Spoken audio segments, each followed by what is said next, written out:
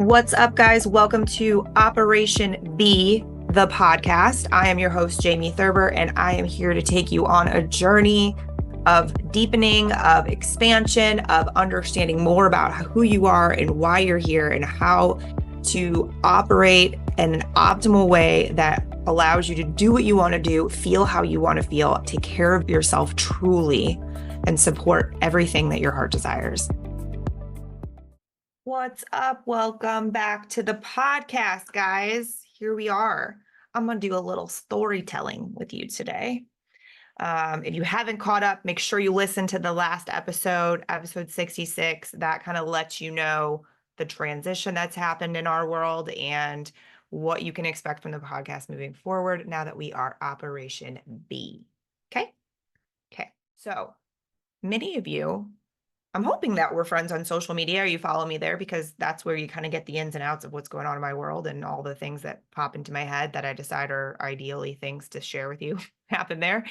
And you may know that I got engaged since the last podcast that I'd recorded.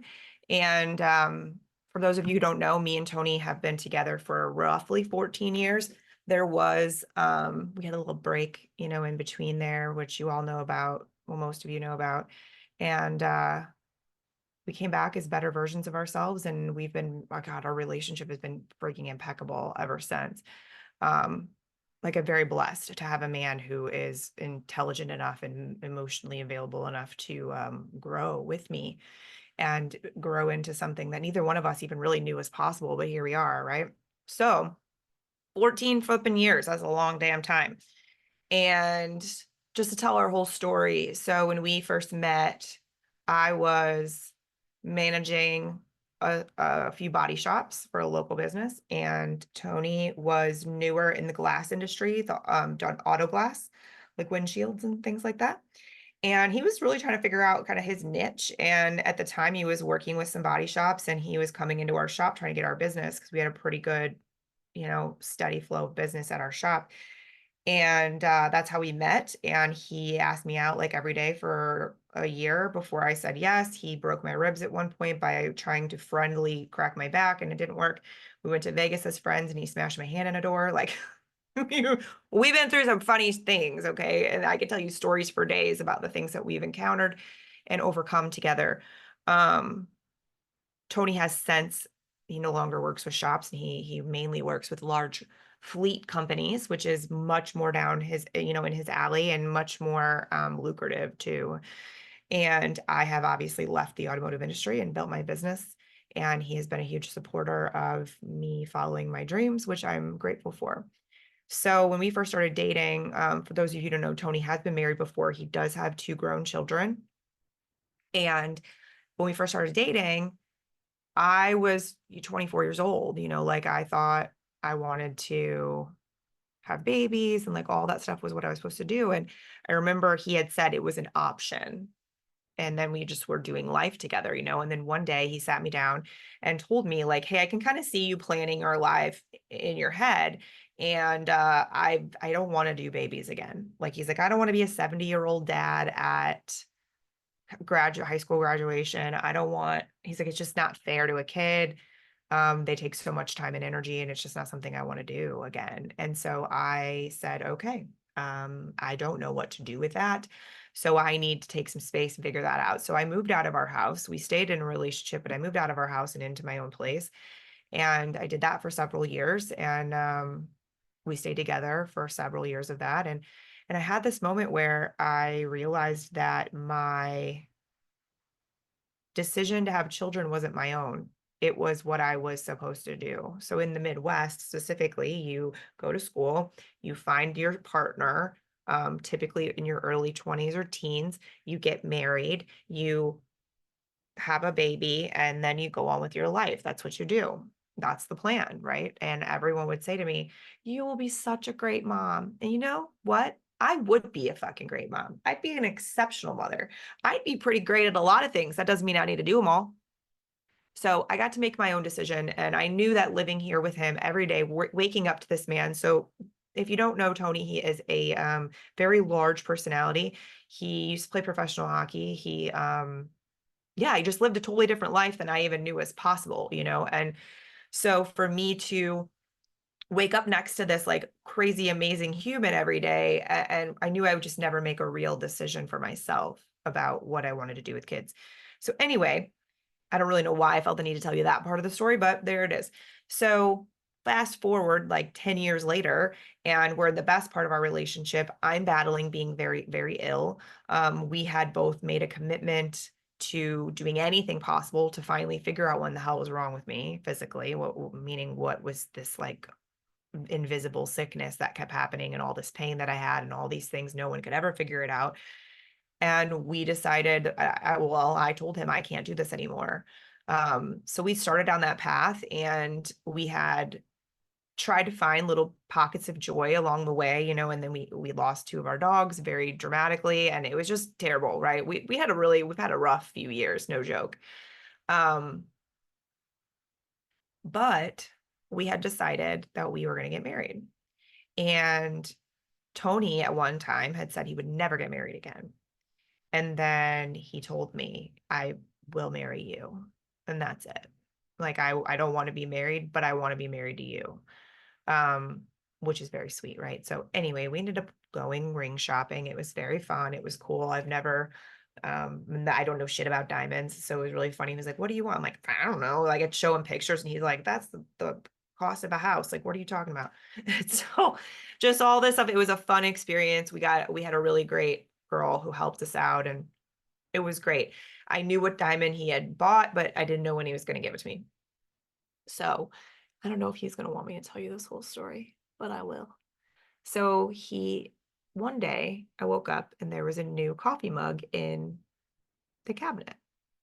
And I was like, what is that? That's so sweet. What a sweet. I love coffee. So look, what's funny is since I got sick and I realized what was going on with my system, my adrenals are really screwed. And so I quit drinking coffee. This is actually dandelion root. I don't drink caffeine anymore at all, but it tastes like coffee. So my brain thinks it's coffee.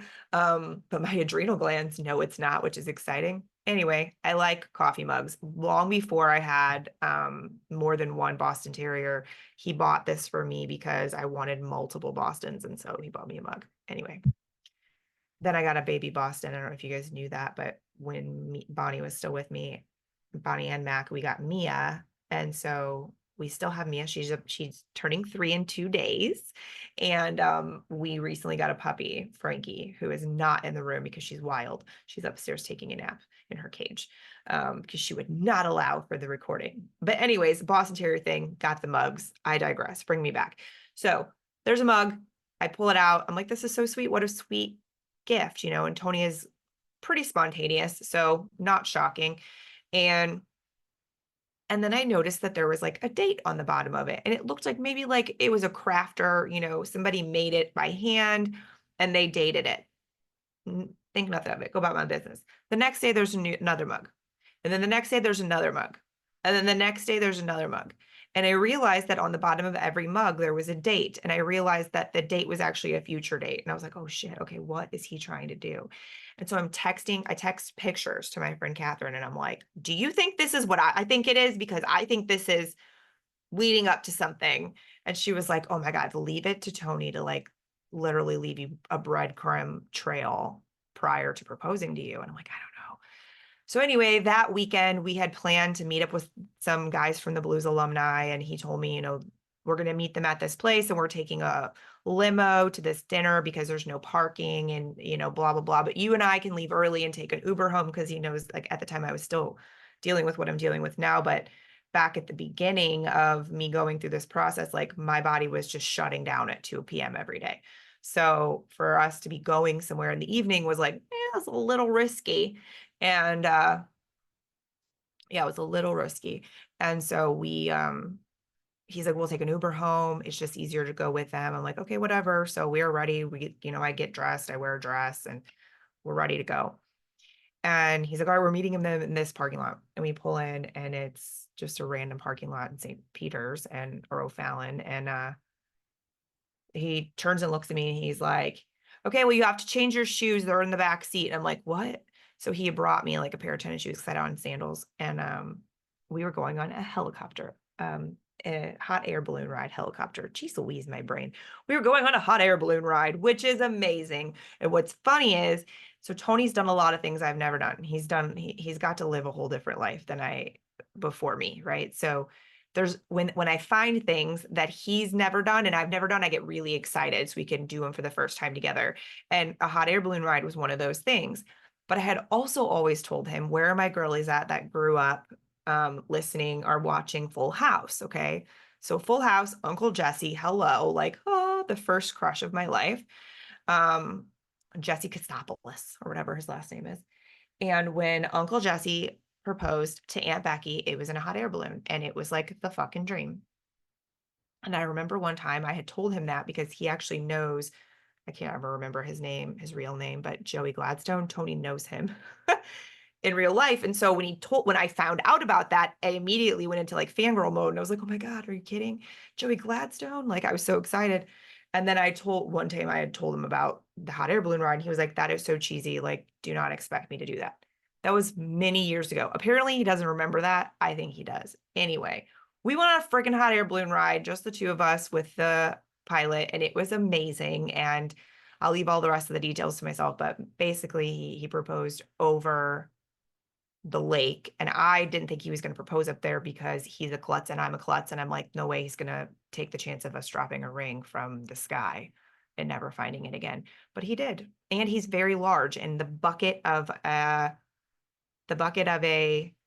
hot air balloon is not big. And there's like tanks in there. It's not a lot of space. And he is a huge man. So like I immediately was like, no way he's proposing now. Maybe he'll do it later. I don't know, but no way he's proposing now because there's no way that can happen. Well, he did. And it was awesome and perfect and all the things. So one thing that I've always wanted to be is a bride. I've always wanted to get married. That was like a deal breaker for me. And of course, I had thought about our wedding over the years because we've been together forever. And I had to have a really like coming to Jesus moment with myself about the wedding. Okay.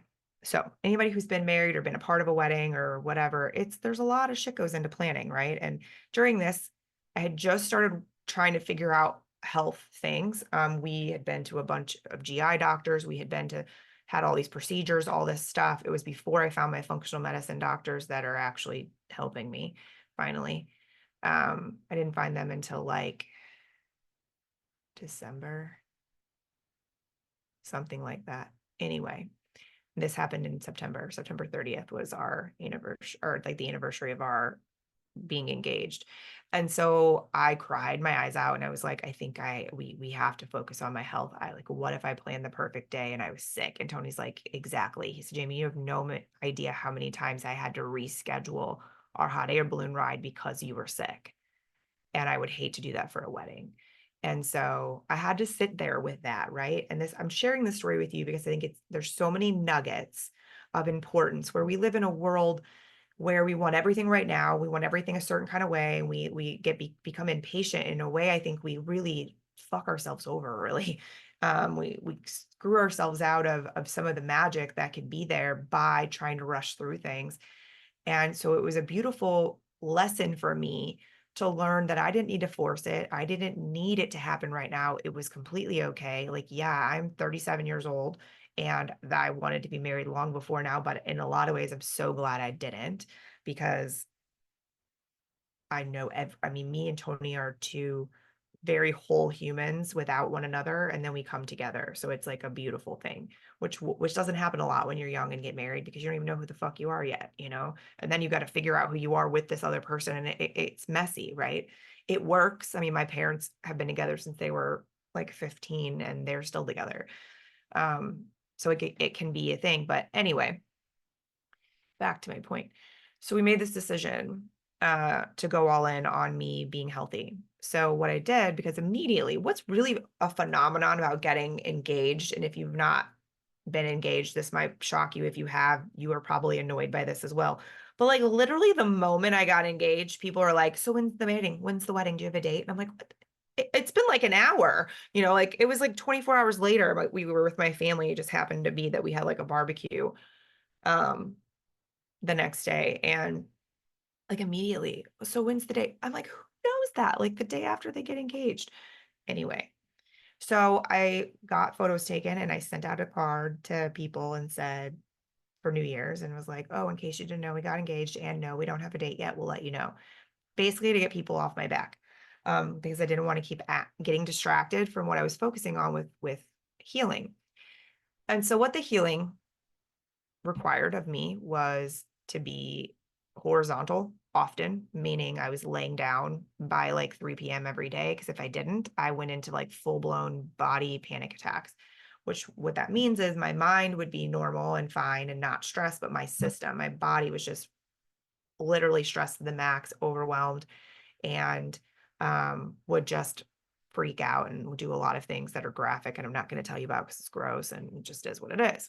But that's what was happening. And we were trying to figure it all out and no one could figure it out, blah, blah, blah. So we're doing that. We're focusing on trying to find the right people and find the right things. And along the lines, I got invited. Oh yeah, you guys probably don't know this. I started a microgreens farm randomly like a couple of years ago.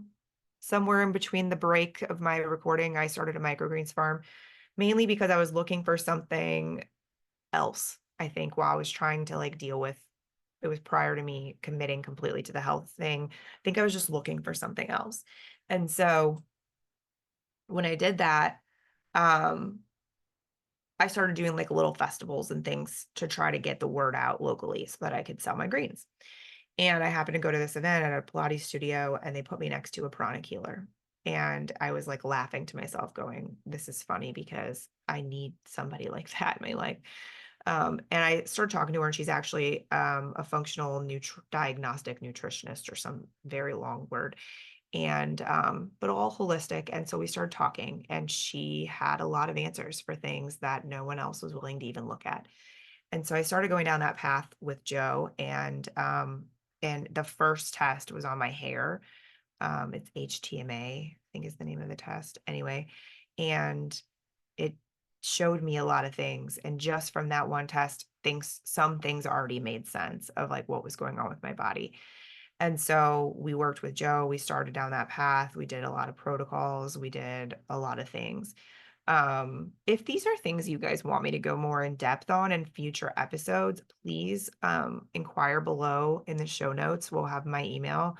Like, let me know, send me a message on social, and I'd be happy to do that. But I'm not going to go down through the weeds of um, medical things unless you guys request it.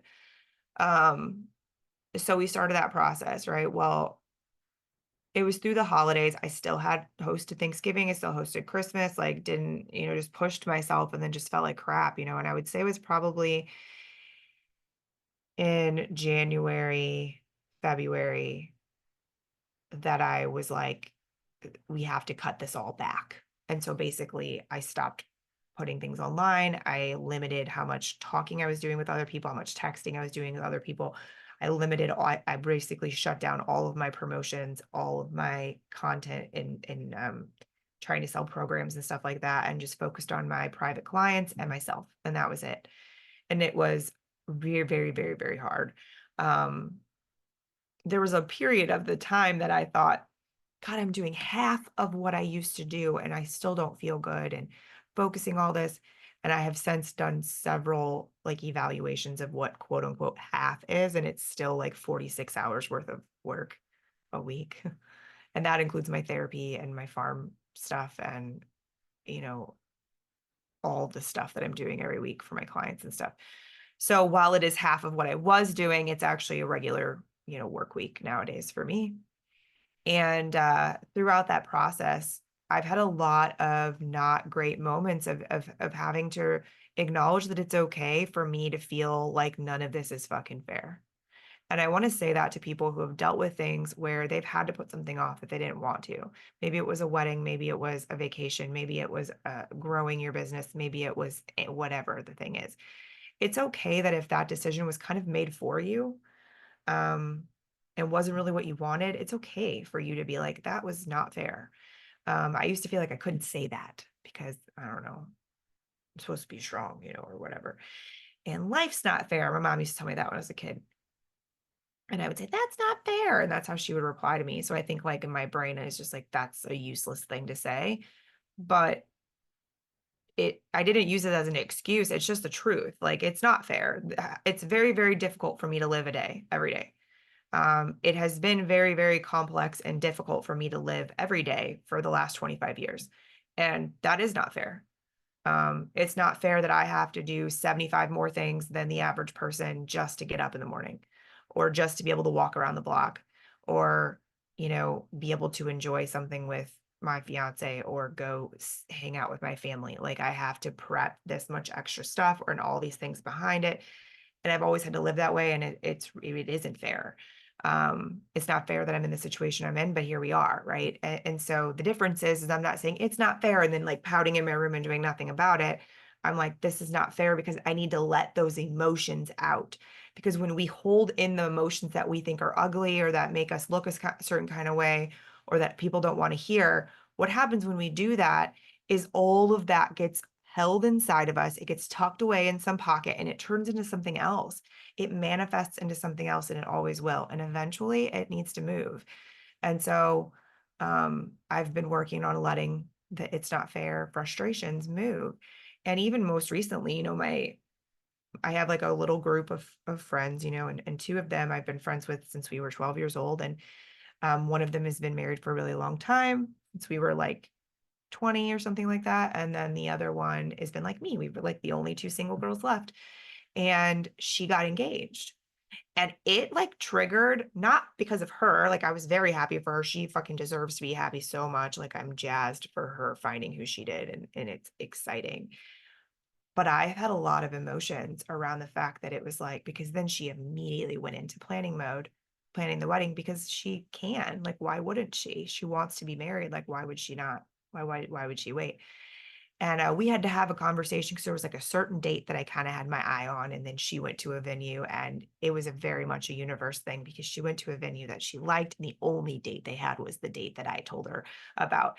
And so we got to have a really candid conversation. And I think it was actually healing for both of us. It was good for her to know that it's okay for her to do what's best for her. And for me to know that this isn't my time and that it's okay. And so those are all moments that we, again, don't let ourselves have an experience or we let it become a really ugly thing when it doesn't need to be. Like, is that fun for me? No. Is it fun for her to be like, oh, hey, Jamie, the date that you had in mind to get married on is now the date I'm going to get married on? Like, she told me she was like super stressed. She was crying. Like, she was so worried that I was going to be upset. And I told her, like, she didn't book. Side note, she didn't book it prior to talking to me.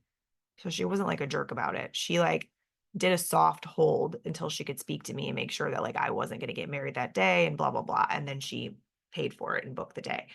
So don't come after Jackie. She was a good friend. Anyway. And so I had to then again sit with these emotions of choosing to have to wait. But when I did that and I was sitting with those emotions, I didn't look at it as a choice. I looked at it as a sentence. I looked at it as something I was being forced to do. And the truth is that in a lot of ways, that's true, 100%. But let's talk about the difference in how that feels. There's a big difference in feeling like you're forced to not do the thing. You're pushed into a corner and have no choice. You're being controlled and can't do the thing. Like it's out of your ability to speak up for yourself. Like when we're being told you can't do said thing and you're stuck in the corner, no wedding for you or whatever it is, the emotion, the vibration, the energy behind that is dark and negative and heavy and real, like very real. So the polarity is I'm experiencing both of those things. But which one do I want to feed more? And it's that old proverb about like you have two wolves inside of you, right? A black wolf and a light white wolf. And one is light, happy things, and one is darkness and shadow, whatever. And you get to choose who you're going to feed, right? I did not describe that properly, but y'all know what I'm talking about. If you don't, look it up. It's like the two wolves proverb, and they'll tell you.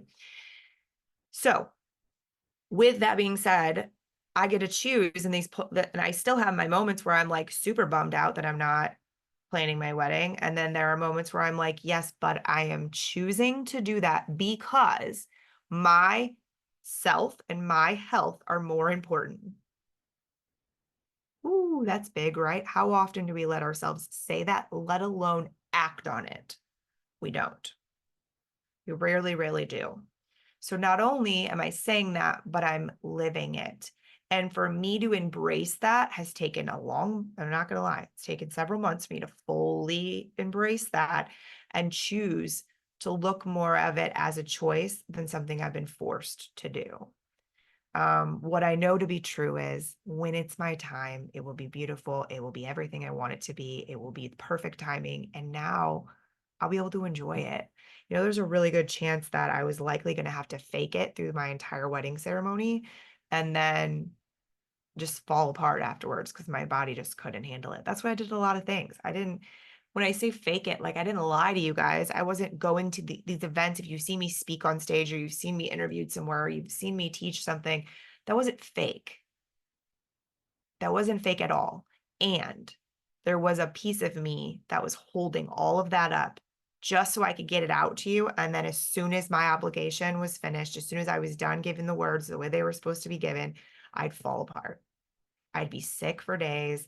There's a lot of blogs on my blog post that explain it more in depth. There's a few episodes too. If you want to know, we'll actually link the episode. It's called My Life Sentence. I'll link that below in the show notes. So if you don't know what I'm talking about, you can go back and listen to it. And it was very difficult to record. And I don't even think I've ever listened back to it. And I don't even think it fully gave all of the details, but it gave a lot of them, more than I've ever given. But anyways, choosing to look at something that's unfair or maybe not the way you wanted it to work out and look at the polar opposite things that exist within it. When you start to look at life that way, you start to be less reactive, you start to be less controlled, you start to be less all over the place because you get to see what's really going on. And yeah, this sucks and is unfair and all the things. And this is actually really cool. This is strength. There's a lot of strength in finding the light and in knowing that this is a choice I'm making and knowing that I'm making this choice. And yeah, it sucks sometimes. Like that is power. That's a strength that a lot of people will never possess because they don't let themselves go there because it's uncomfortable. Like, it's not fun to sit with those emotions. It's not fun to tell you this out loud right now. And really the only reason I'm able to do this is because I've told it out loud to plenty of professionals prior to getting to the point where I feel so confident in it, because that's how it works. Is that no one can make you feel comfortable with something but you. And sometimes it takes time. So I wanted to share with you the fact that, I've been engaged for a year. I have no wedding plans. I have a pretty good idea of where I want to get married, and I know who I want to officiate, and I know what we're going to wear and a style of a dress. And, I know most of the details. They just got to get put into logistics. And, but I've not let myself really fully celebrate my engagement until recently because I was sad about it and because I was just like, I was so happy to have my dream ring. Like Tony killed it. Hello, look at that. If you guys are watching the video, it's like freaking obnoxious and I am obsessed. It's everything I ever wanted. And I'm so blessed to have someone who cares enough about me to want to get me whatever I wanted and have the means. Obviously, I think any man wants to get their wife whatever ring they wanted. So I think I said that a little bit wrong, but you know what I mean. And sitting in the in-between is one of the most complex and teaching things I've ever experienced. And I've talked about this before with other things. Like I've talked about the in-between when we start a year and we end it. We talked about the in-between when we start a project and it's over. The in-between when we're waiting for a result or we're waiting for an answer, or there's a whole other podcast episode about the in-between moments of like, that's where the learning happens though. That's where the magic sauce is. The magic sauce is in between the idea and the fruition. That's where the magic sauce lives.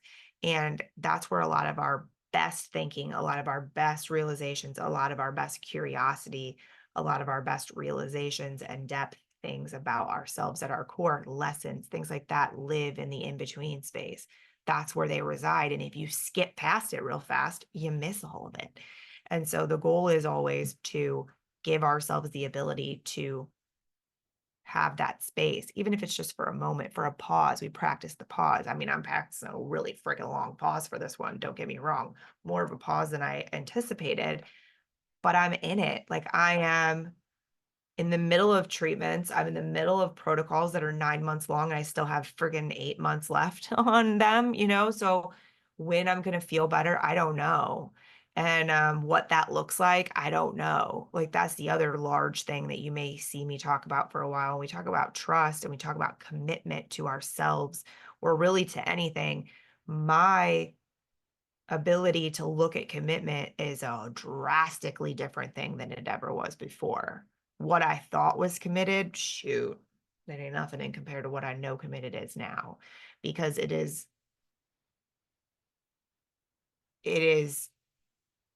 a deeper sense of trust and loving myself than I've ever known was possible. What I know committed is now is a whole nother ballgame, because the amount of commitment I've had to have to this process and to the vision of something that I've never even felt. Like, let's talk about that. I've never been an adult who's not had to navigate very extensive health issues of some sort, with no help and no answers and just trying to figure it out. I mean, honestly, the fact that I've created the life I've created thus far is still boggling my mind, because I don't know how I have accomplished what I've accomplished while navigating everything I've had to navigate physically, without even really ever talking about it. It's like that emoji with the head exploding. So when I say committed, I mean it's a whole nother ball game of not giving up, And it's funny, I have a new client. She's newer to me. A lot of my clients stay with me for a long time, so it's fun when we get a new person in the mix. And we were just talking about something, and she's like, I'm going to give it 60 days and we'll see how it goes. And I let her say that, and I let her sit with that. And like the next week I said, I got to tell you something. I said, this isn't going to happen in 60 days. And I said, and if you're going to do it, you need to commit and do it and see it through. And the reason it'll work is because you're never going to quit. And I truly believe that. And so I think you can put that same word into everything we've been talking about, to bring this all together, is the polar moments between hard and pretty, or light and darkness, or whatever the hell you want to call them. In those polar moments, like, it requires you to be committed to be able to hold both of those things. It requires you to be willing to sit with the stuff, to make the space and the capacity to hold both of those things, because the truth is more things in life have polar sides than we're ever willing usually to look at, let alone sit with and allow to exist. Because I can tell you that one of the lessons I've been learning the most is that we just always want to move on to the next thing and to the next thing and the next thing. For me, that was because that's what kept me going and kept me able to function even while feeling like crap all the time. And for other people, that's their motivator, right? But a lot of times it's also a way to avoid dealing with the shit you need to deal with. It's also a way to avoid, like, was I intentionally avoiding being sick by just working and working and whatever? No, that was not intentional per se. But now, like, I can't. So every decision is different. Every choice I'm making is different. Like right now, I'm looking at the clock, seeing it's 2:45 and I need to eat lunch. And my body's going, girl, you promised us you would not do this to us anymore. You promised. And so part of my commitment was, I wasn't even working in my office. When I did client calls and stuff, I was doing it upstairs on my laptop, because when I was down here, I went straight into old Jamie mode. And it was hard for me to differentiate between the two, because again, those polar opposites will always exist inside of you. And so you have to find a way to harness them. And this actually reminds me of recently in a tarot card reading, I had the Chariot card show up a lot, which is duality, right? These polar opposite energies that you're learning how to navigate and balance out. And so we're going to leave it with that, I think. And I want to leave you with that moment of realizing that each and every situation, each and every moment can have its beautiful parts and its not so beautiful parts. And it doesn't the not so beautiful parts don't take away from the beauty, and the hard parts don't take away from, like, the hard parts don't take away from the beauty, and the beautiful parts don't take away from the hard. It just is. It just is being, right? So imagine again, Operation B is being able to understand that, yeah, in a perfect world, we want to pretend like one doesn't exist or the other one, depending on what mood we're in and which area we want to sit in, but both of them get to happen. And they always are happening. And the more you can open up capacity and expansion for that and recognize that that's okay, the darkness is okay, the light is okay, and it is okay for them to both exist at the same time. It's also okay for one of them to feel bigger one day than the other. That's called fucking normalcy, dude. And we're not taught that. We're not taught that, and it tortures us. And it also causes us to miss some of the best lessons and some of the most beautiful moments. Some of the most vulnerable moments are found in that space of recognizing that both of those things exist. So I'm going to leave you with this little quote real fast. And I heard it, it's by a guy, I don't even know who he is, James Clear. I just happened to see this quote and it's been written on my desk ever since because I feel like it's something that I am continually working at embodying. And it's just such a beautiful representation, I think, of the polarity that I'm talking about. And it's move toward the next thing, not away from the last thing. Same direction, different energy. I'll leave you with that, friends. So, oh, real quick, another thing that I wanted to mention is while you're in the in-between, while you're in the hold in between, the pause. So with me pausing, not planning the wedding, right? So I want to get married when it's cold outside because Tony sweats a lot. That's really my reason. Honestly, I don't want him dripping sweat during my wedding. So we're getting married when it's cold outside. Anyways, so there's a few things that I've been able to do to make myself at least feel like I'm doing something like a bride. And one of them was like, I bought a really nice planner, like wedding planner. I just, as I get ideas, I add them into my wedding Pinterest board. But the other thing was I decided like what I was going to do for my guest gifts, like, you know, you have things to take home. I'm crocheting these cute little heart ornaments and I'm going to put a little saying on them. And so that's something I can actively do now. That's also still part of my healing process with the crocheting, which is really great for my nervous system. But that, and then also like I scheduled a thing in late November for us to go talk to one of the venues that we want to see and just look at 2026 dates. And it's like that doesn't mean I have to start planning now because I'm not going to do that to myself because I know crazy planner Jamie and she'll forget everything else exists and just plan the wedding. And then my health, all this like growth and these steps forward they'll all go backwards. And so we're not going to do that to ourselves. But at least I'm finding little ways to still feel excited and feel good about what I'm doing. And so I welcome you to do that. If you're in a holding pattern or you feel like you're not getting there fast enough or whatever, find little ways that you can at least satisfy some of those little parts of yourself that want to do it all right now, even though you know it's not right to do it all right now. There are ways to satisfy small parts of us and feel really good about that. And it feels nurturing and supportive to what we're still trying to accomplish. So that's a little tidbit. If you're looking for a takeaway of something you can do, that's definitely something. So as always, you guys, thank you for being here. Thanks for tuning in and giving me your time. It means the world to me.